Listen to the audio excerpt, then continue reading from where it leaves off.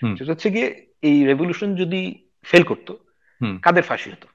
এই সরকারের মধ্যে নাহিদ এবং আসিফ এই দুজনের ফাঁসি হতো। হুম। ইউনূস সাহেবের কিছু ক্ষতি হতো। ইউনূস সাহেবের ক্ষতি হতো এই সেন্সে জেলে যে চলে এটা যেতেন না, হয়তো। হুম, হয়তো জেলে চলে যেতেন, জেলে। এটা এটা হুম। না হলেও, উনি এটার সাথে জড়িত না হলেও ওনার ক্ষতিটা হতো, হুম। হুম। কিছু ক্ষতি হতো। এবং আসিফ নজরুল সাহেবের কিছু ক্ষতি হতো, আমি ঠিক জানি না যে এক্স্যাক্টলি কি ক্ষতি হতো, হুম। কিন্তু কিছু কিছু না কিছু ক্ষতি হতো। হতো। হতো।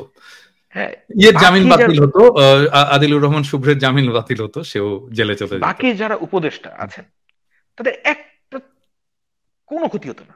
কারোই কিছু এবং হতো না। ক্ষতি হতো কাদের? বিএনপি এবং জামাতে ইসলামের যারা নেতা, এদের অনেকেরই ফাঁসি হতো, একদম গ্যারান্টিড। আমার মনে হয় আরো দুজনের বোধহয় ক্ষতি হতো, কারণ আমি পরবর্তীতে খেয়াল করে দেখলাম রেজওয়ানা, মানে যাকে আমি একটু বকাবকিও করি, রেজওয়ানা বেশ কিছু সে হচ্ছে ডেমনস্ট্রেশনে রিমার্কেবল ছিল। ওম্যান, মানে আমি তাকে হ্যাঁ। খুব পছন্দ করি, খুবই ভদ্র আহ, মানুষ, খুবই এবং সজ্জন মানুষ। এবং শারমিন মোর্শেদ, উনিও বেশ কয়েকটা ডেমনস্ট্রেশনে ছিলেন, বেশ সময় নিয়েছিলেন এবং বেশ স্ট্রংলি ছিলেন আর কি। এই দুজনকেও হয়তো ঝামেলা পোহাতে হতো। এই যে যারা ছিলেন এর বাইরে, মানে যেহেতু আমি বলতে চাচ্ছি যে যেহেতু এনারা সেই অর্থে স্টেক হোল্ডার না, হুম। হ্যাঁ, সেহেতু তাদের পক্ষে খুব বোল্ড ডিসিশন নেওয়াটার যে ন্যায্যতা সেটা তৈরি করতে পারেন নাই। হ্যাঁ, কারণ এখন তো আমরা একটা এক্সট্রা কনস্টিটিউশনাল সময় পার করছি। এটা তো সাংবিধানিক ভাবে এই সরকার তো বৈধ না। এটা আপনিও বোঝেন, আমিও বুঝি। বাংলাদেশের সংবিধানে অন্তর্বর্তীকালীন সরকারের কোনো কোনো প্রভিশন নাই। But that's not a problem, that's not a problem at all. কিন্তু যেহেতু তাদের মধ্যে ওই,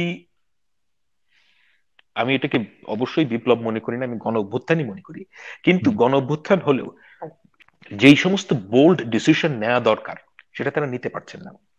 নানাবিধ কারণ আছে, যে এই 17 জন কিন্তু ইন্ডিভিজুয়ালস, আপনি যাদের কথা বলছেন হুম। তারা হুম।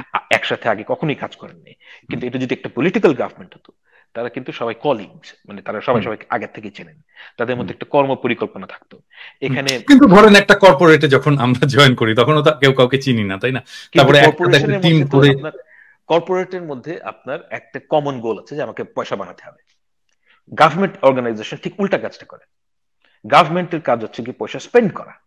এখন এখানে নানাবিধ, এখানে যেহেতু দুটো একটা, জিনিস, মানে যদি এটা পলিটিক্যাল গভর্নমেন্ট হতো সেটা হচ্ছে যে আমি পয়সা স্পেন্ড করব, আমি আমি পপুলার থাকবো, হ্যাঁ, আমি নেক্সট ইলেকশনে জিতবো, হ্যাঁ, না এগুলো ওটা তো তো। হচ্ছে সরকারের, ওটা হ্যাঁ। সরকারের, কিন্তু এখন তো আমি বলছি যে ওই অর্থে সরকার এখন নাই, হুম। হুম। যেহেতু এটা না, পলিটিক্যাল গভর্নমেন্ট গভর্নমেন্টের না। ঠিক আছে। হ্যাঁ, এখন যে গভর্নমেন্টটা আছে হুম। সেই গভর্নমেন্টের জন্য বোল্ড ডিসিশন নেওয়া সম্ভব না। সেজন্য আমি মনে করি যে আমরা যারা অ্যাক্টিভিস্ট আছি, যারা বাংলাদেশের যারা পলিটিক্যাল ফোর্সেস আছে, তাদের সবার এই গভর্নমেন্টকে হেল্প করা উচিত।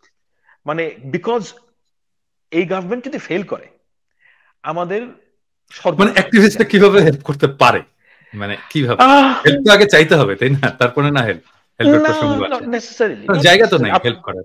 আপনার আপনার ভাই, যাদের আপনার যদি কোনো ভাইয়ের একটা পা না থাকে, সে কি কোনদিন আপনার কাছে হেল্প চায়?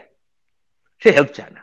তাকে কিন্তু আপনি তাকে হেল্প করেন, যেহেতু আপনি অবস্থাটা জানেন, এবং এই যে তাকে যে হেল্প করেন, এটার হুম। কারণ হচ্ছে কি আপনি তাকে ফিল করেন হুম। যে I need to provide this help. হুম। আমাদের দেশে এখন ন্যাশনাল ইউনিটি দরকার। ন্যাশনাল ইউনিটি দরকার এই কারণে যে আপনি বিএনপি জামাত সবাইকে গালিগালাজ যা ইচ্ছা আমরা সবাই করতে পারবো।